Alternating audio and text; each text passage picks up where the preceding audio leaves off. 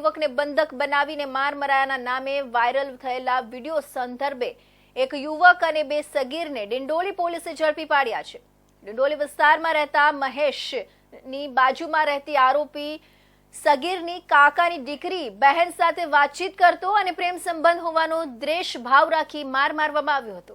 ગઈ તારીખ 14/2/2025 સાંજના 4 વાગ્યાના અરસામાં મહેશ આરોપી સગીરના ઘરની બાજુમાંથી પસાર થઈ રહ્યો હતો। દરમિયાન વખતે સગીરે મહેશને પોતાના ઘરે બોલાવ્યો હતો। ત્યારબાદ પોતાના બે મિત્રોની મદદથી મહેશને ઘરમાં ખંભા સાથે સાડીથી બાંધી સળિયા અને પટ્ટા વડે માર માર્યો હતો અને વિડીયો પણ બનાવ્યો હતો। વિડીયો વાયરલ થતા ડિંડોલી પોલીસે વાયરલ વિડીયોના આધારે આરોપી સુધી પહોંચી હતી।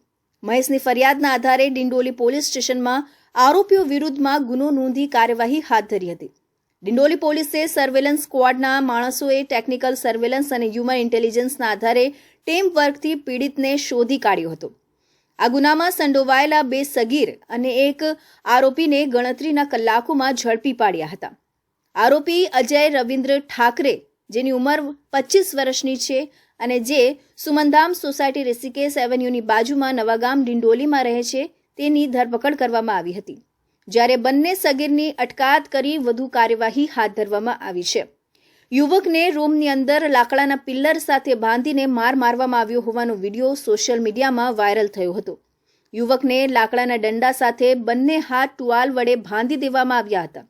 આ સાથે પગ પણ બાંધી દેવામાં આવ્યા હતા। રૂમમાં બે વ્યક્તિ હાજર જોવા મળી રહ્યા હતા, જે પૈકી એક વ્યક્તિ દ્વારા બેલ્ટ વડે લાકડા સાથે બાંધેલા યુવકને માર મારવામાં આવી રહ્યો હતો। બેલ્ટ વડે માર મારવાના કારણે યુવક દ્વારા આજીજી પણ કરવામાં આવી રહી હતી।